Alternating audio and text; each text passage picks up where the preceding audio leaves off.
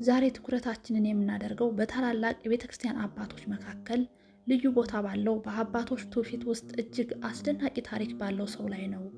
ቅዱስ ዲሜጥሮስ የእስክንድርያ 12ኛ ሊቀ ጳጳስ ገበሬ ሆኖ ሳለ ቤተክርስቲያንን ለመምራት በመለኮታዊ ምልክት ተመረጠ። ሕጋዊ ጋብቻ ፈጽሞ ለ48 ዓመታት ያለ ሩካቤ ሥጋ ከሚስቱ ጋር በድንግልና የኖረበትን አስደናቂ ምስጢር ታውቃላችሁ? ይህን አስደናቂ የሕይወት ምስጢር የገለጠው ቅዱስ ሚካኤል ነው። ከሁሉ በላይ ደግሞ የቤተ ክርስቲያን በዓላትና አጽዋማትን የምንለይበትን ታላቁን ባሕረ ሐሳብን ወይም የዘመን አቆጣጠር በማዘጋጀት እስከ ዛሬ ድረስ ቤተ ክርስቲያናችን የምትጠቀምበትን ታሪካዊ መሠረት የጣለው ይህ ታላቅ አባት ነው። የዓለምን ንቀትና የሰዎችን ሐሜት በትዕግሥት የተቀበለ እግዚአብሔር ግን ለታላቅ ክብር የመረጠው የዚህን ታላቅ አባት አስገራሚ ታሪክ እንነግራችኋለን። እስከ መጨረሻው አብራችሁን ቆዩ። ለቻናላችን አዲስ ከሆናችሁ ላይክ፣ ሼር፣ ሰብስክራይብ ማድረግን አትርሱ።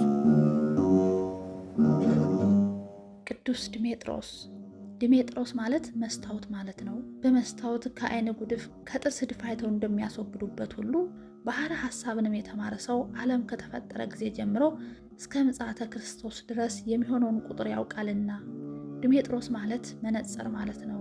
በመነጽር የራቀውን አቅርቦ የረቀቀውን አጉልቶ የተበተነውን ሰብስቦ እንደሚያሳይ ባሕረ ሐሳብም የተበተኑትን አጽዋማትን በዓላትን አቅርቦ ያሳየናልና።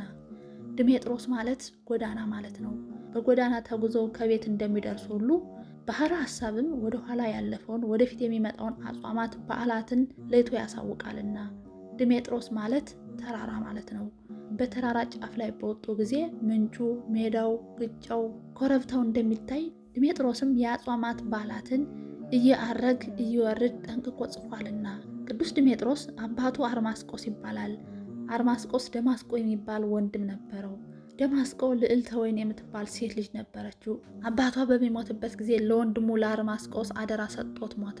ልዕልተ ወይን ከዲሜጥሮስ ጋር አፈር ሲፈጩ ውሃ ሲራጩ በአንድነት አደጉ።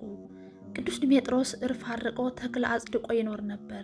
የአጎቱ ልጅም በሕፃንነቷ እናትና አባቷ ስለሞቱባት በዲሜጥሮስ እናትና አባት ቤት አብረው አድገዋል።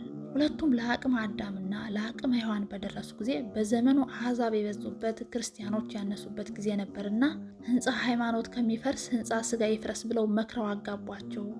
ሰርጉ ተሰርጎ ሲበላ ሲጠጣ ዋለና ማታ ሥርዓተ ምራት ወመራዊ ያድርሱ ብለው መጋረጃ ጥለው ሕግ እንዲፈጽሙ ጥለዋቸው ወጡ።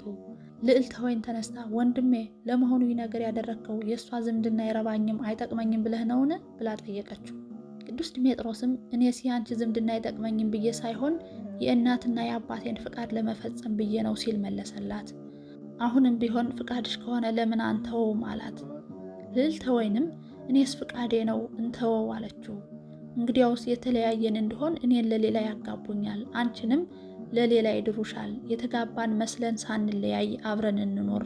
ልጅ ባንወልድ እንኳን መካን ሆነው ነው ይሉናል እንጂ አልተጋቡም አይሉንም አላት። ተስማምተው በአንድ አልጋ በአንድ ምንጣፍ እየተኙ አንድ ልብስ እየለበሱ 48 ዓመት ሙሉ በንጽህና በድንግልና ኑረዋል። መልአኩ ቅዱስ ገብርኤል እየመጣ ቀኝ ክንፉን ለቅዱስ ዲሜጥሮስ ግራ ክንፉን ለልዕልተ ወይን እያለበሳቸውና በአምሳለ ጻዕዳ ርግብ ይታያቸው ነበር። ቅዱስ ዲሜጥሮስ በግብርና የሚተዳደር ነውና ከዕለታት በአንድ ቀን ወደ አትክልት ቦታው ገብቶ ሳለ የወይን ዘለላ ያለ ጊዜዋ አብባ ፍርታ አግኝቶ እኔ ልመገባት አይገባኝም ብሎ ቆርጦ ወስዶ ለሚስቱ ሰጣት። ልዕልተ ወይንም ይህንንስ እኔ ልመገባት አይገባኝም በሞሰብ ወርቅ አድርገህ ወስደህ ለሊቀ ጳጳሱ ሰጥተህ በረከት ተቀብለህባት ተመርቀህባትን አለችው። በመንፈስ ቅዱስ የተገናኙ ናቸውና ቃላቸው አንድ ሆነ። ቅዱስ ዲሜጥሮስ ለእስክንድርያው ሊቀ ጳጳስ ለቅዱስ ዩልያኖስ ሰጥቶ ተመረቀ። ሊቀ ጳጳሱ ቅዱስ ዩልያኖስ መንፈስ ቅዱስ ያደረበት ደግ ሰው ነበርና የሚሞትበት ቀን በደረሰ ጊዜ መልአኩ መጥቶ አንተ ዩልያኖስ የምትሞትበት ጊዜ ስለደረሰ በወንበርህ የሚተካ እንድታገኝ አንተም ሕዝቡም ይዘኑ አለው። ከዚህ በኋላ ቅዱስ ዩልያኖስ ሕዝቡን የራቀውን በደብዳቤ የቀረበውን በአዋጅ ሰብስቦ እኔ ያረጀሁ የምሞትበት ጊዜ ደርሷል፣ በቅዱስ ማርቆስ መንበር የሚተካ እንድታገኙ ወደ እግዚአብሔር አመልክቱ፣ ጸልዩ፣ እዘኑ ብሎ ቀነቀጠሮ ሰጥቶ ሰደዳቸው። መልአኩ በድጋሜ ወደ ቅዱስ ዩልያኖስ መጥቶ ያለ ጊዜዋ ያፈራች አንዲት የወይን ዘለላ በረከት አገኛለሁ ብሎ በመሶበ ወርቅ አድርጎ ይዞልህ የሚመጣ ሰው አለ፣ ካንተ ቀጥሎ የሚሾመው እሱ ነው ብሎ ነገረው። ሕዝቡም ሊቀ ጳጳሱ በቀጠራቸው ቀን ተሰብስበው መጡ። አባታችን እንደምን ያለ ሰው አገኘህልን አሉት። የእግዚአብሔር መልአክ መጥቶ ምልክት ነግሮኛል አላቸው። ምልክቱም ያለ ጊዜዋ ያፈራች አንዲት የወይን ዘለላ በረከት ለመቀበል ብሎ በመሶበ ወርቅ አድርጎ ይዞልኝ የሚመጣ ሰው ነው አለ። ከኔ ቀጥሎ የሚሾመው እሱ ነው ብሎ ነገራቸው። ሕዝቡም በዚህ ተደስተው ወደ ቤታቸው ሄዱ። በማግስቱ ቅዱስ ዩልያኖስ ጉባኤ ዘርግቶ ሲያስተምር ከቀድሞው ይልቅ ዘገየባቸው። አባታችን ምን ነው ከቀድሞው ይልቅ ዘገየህብን አሉት። እሱም ያ ያልኳችሁ ሰው እስኪመጣ ድረስ ነው አላቸው። ከዚህ በኋላ ቅዱስ ዩልያኖስ ዲሜጥሮስ ከርቀት ሲመጣ አሻግሮ አይቶ ለሕዝቡ ያልኳችሁ ሰው መጣ ብሎ ነገራቸው። ከኔ ቀጥሎ የሚሾመው እሱ ነው፣ አይሆንም እምቢኝ አሻፈረኝ ይላችኋል። እናንተ ግን ቢሆን በውድ ባይሆን በግዱ ሹሙት እንዳትለቁት አላቸው። ቅዱስ ዲሜጥሮስም ሊቀ ጳጳሱ ዘንድ በደረሰ ጊዜ እጅ ነስቶ ቆመ። ሊቀ ጳጳሱም ሲያየው የመንፈስ ቅዱስ ማደሪያ እንዴት አለህ አለው። እሱም እግዚአብሔር ይመስገን ብሎ ወይኑን አበረከተ። ሊቀ ጳጳሱ ቅዱስ ዩልያኖስም ዲሜጥሮስን ባርኮ አልዋለም አላደረም፣ ዕለቱን አረፈ። ቅዱስ ዲሜጥሮስም ሊቀ ጳጳሱን ቀብሮ ሳይውል ሳያድር ዕለቱን ሊሄድ ብሎ ሲነሳ ሕዝቡ አባታችን ከኔ ቀጥሎ የሚሾመው እሱ ነው ብሎናል፣ እንዲያውም ወንበር ያለ ሹመት አያድርምና ተሾምልን አሉት። ቅዱስ ዲሜጥሮስም ንጹሕ ድንግል በሚቀመጥበት በማርቆስ ወንበር እንዴት ያለ ሕጋዊ በተጨማሪም ያልተማርኩ ስሆን እንዴት እሾማለሁ ብሎ አይሆንም አላቸው። እነሱም አባታችን ነግሮናል አይሆንም አሉት። ቅዱስ ዲሜጥሮስም አባታችን የተማሩ ድንግል ንጹሕ ናቸው፣ እኔ ደግሞ ያልተማርኩ ሕጋዊ ነኝ፣ እንደምን ይሆናል? ከኔ የተሻለ ሌላ መርጣችሁ ሹሙ እንጂ አላቸው። እነሱም የአባታችን ቃል አይታበልም፣ ቢሆን በውድ ባይሆን ግን በግድ አንለቅህም አሉት። እንግዲያውስ ሕጉን ስርዓቱን ንገሩኝ አላቸው። አልተማርኩን ብትለን ነው እንጂ አባታችንስ አንቀጸ ብፁዓንን አንቀጸ አባ ግን አንብቦ ተርጉሞ ይነግረን ነበር አሉት። ከቤተ መዛግብት መጽሐፍ አምጡልኝ አለ። ከዚያ ቀድሞ እንኳንስ ትርጓሜውን ንባቡን አያውቅም ነበር። መጽሐፉን እስኪያመጡለት ድረስ በቃሉ አንብቦ ተርጉሞ ተሹሟል። ይህ ብቻ አይደለም፣ ብሉይና ሐዲስ ተገልጾለታል። በሀገራቸው ሊቀ ጳጳስ በተሾመ ጊዜ 7 ቀን ቀድሶ ያቆርባቸዋል። ቅዱስ ዲሜጥሮስም ቀድሶ በቁርባን ጊዜ ሂዶ ከደጀ ሰላም ይቀመጣል። ሕዝቡ ለመቁረብ ወደ ቤተ ክርስቲያን ሲገቡ የሕዝቡ ኃጢአት በብርሌ ካለ ጠጅ እንደገባ ሳር ሆኖ እየታየው አንተ በቅተሃል ግባ፣ አንተ አልበቃህም አትግባ እያለ ይከለክላቸው ነበር። ምዕመናን ሥጋ ወደሙን ለመቀበል ሲመጡ የበቁ የሆነ እንደሆን ብርሃን ለብሰው ብርሃን ተጎናጽፈው መላእክተ ብርሃን ከበዋቸው ያያቸዋል። እናንተ ግቡ፣ ሥጋ ወደሙን ተቀበሉ፣ ከትሩፋቱ ጨምሩበት ይላቸዋል። ያልበቁ የሆነ እንደሆን ጨለማ ለብሰው ጨለማ ተጎናጽፈው መላእክተ ጽልመት ከበዋቸው ያያቸዋል። እናንተ ተመለሱ፣ ሥጋ ወደሙን አትቀበሉም፣ ንስሐ ግቡ ብሎ ይልካቸዋል። እነዚህ የተከለከሉ ሰዎች እሱ የማይገባውን ከሚስቱ ጋር በአባታችን በቅዱስ ማርቆስ መንበር ተቀምጦ የእኛን ኃጢአት በምን አውቆ ይከለክለናል እያሉ በማማት አንጎራጎሩበት። በዚህ ጊዜ በእግዚአብሔር የታዘዘ መልአክ መጥቶ እነዚህ ሰዎች በማይረባ ነገር በሐሜት ተጎድተዋልና በአንተና በሚስት መካከል ያለውን ምስጢር ግለጥላቸው አለው።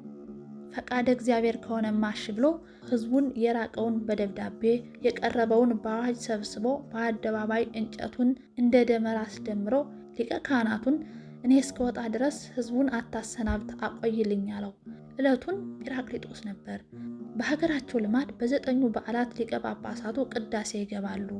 ቀድሶ ወጥቶ የተከመረውን እንጨት እሳት አስነድዶ 1 ሰዓት ከእሳቱ ላይ ቁሞ ጸለየ። ያን ጊዜ ሚስቱ በሴቶች መቋሚያ ቆማ ነበርና እሷን አስጠርቶ ልብስሽን ዘርጊ አላት። እሷም ዘረጋችው። ቅዱስ ዲሜጥሮስም እሳቱን በእጁ እያፈሰ በልብሷ ላይ አድርጎ ሂጂ ምዕመናኑን 3 ጊዜ ዙረሽ እጅ ንሽ አላት። እሷም እሺ ብላ እሱም በልማደ አዳም እኔም ሴት ሁኜ በልማደ ሔዋን እንዳልተዋወቅን ምስክራችን ይህ ነው እያለች ሕዝቡን 3 ጊዜ ዙራ እጅ ነስታ ብታፈሰው እሳቱ ሰውነቷን ሊፈጃት ይቅርና ከለበሰችው ልብስ ከዛሃው ከማጎ አንድም እንኳ አልጠቆረም አልቀነበረም።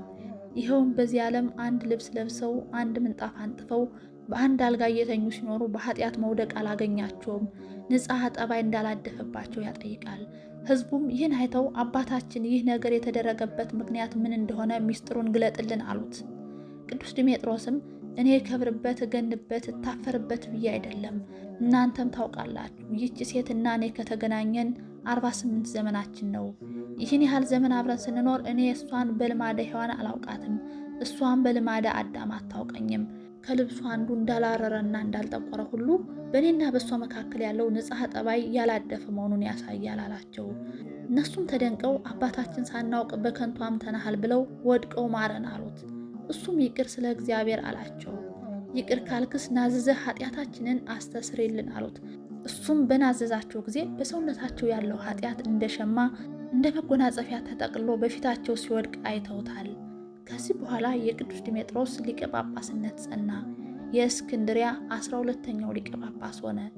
ልዕልተ ወይንም ከማኅበረ ደናግላን ጋር ተቆጠረች። ከዚህ በኋላ ቅዱስ ዲሜጥሮስ ነንዌ አብይ ጾም፣ ጾመ ሐዋርያት ከሰኞ፣ ደብረ ዘይት ሆሳዕና፣ ትንሣኤ ጰራቅሊጦስ ከእሑድ፣ እርክበ ካህናት ጾመ ድነት ከረቡዕ፣ ዕርገት ከሐሙስ፣ ስቅለት ከዓርብ ባይወጣና በዚህ ዕለት ቢውሉ በወደድኩ እያለ ይመኝ ነበርና የተመኙትን መግለጽ ልማዱ የሆነ እግዚአብሔርም ባሕረ ሐሳብ የተባለውን ድንቅ የሆነ የዘመን መቁጠሪያ ሰርቶ ያዘጋጀው ይህ ቅዱስ ዲሜጥሮስ ነው።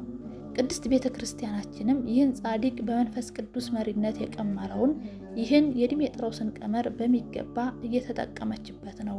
በዚህ የቀን አቆጣጠር ቀመር መሰረት የደብረ ዘይት፣ የሆሳዕና፣ የትንሣኤና የጰራቅሊጦስ በዓላት ሁልጊዜ በየዓመቱ ከእሑድ አይወጡ። ስቅለትም ሁልጊዜ ከዓርብ አይወጣም። የጌታችን የዕርገቱን በዓል ከሐሙስ አይወጣም። ቀመሩንም አዘጋጅቶ ሲጨርስ ለኢየሩሳሌም፣ ለሮሜ፣ ለኤፌሶንና ለአንጾቂያ ሀገሮች ላከላቸው። ጻድቁ አርጅቶና ሸምግሎ በደከመ ጊዜ ሕዝቡ በአልጋ ላይ አስቀምጠው ተሸክመው ወደ ቤተ ክርስቲያን ያደርሱትና ያስተምራቸው ነበር። ቅዱስ ዲሜጥሮስ በተወለደ በ115 ዓመቱ ጥቅምት 12 ቀን በታላቅ ክብር አርፏል። የቅዱስ ዲሜጥሮስ ረድኤት በረከቱ ይደርብን፣ በጸሎቱ ይማረን፣ አሜን።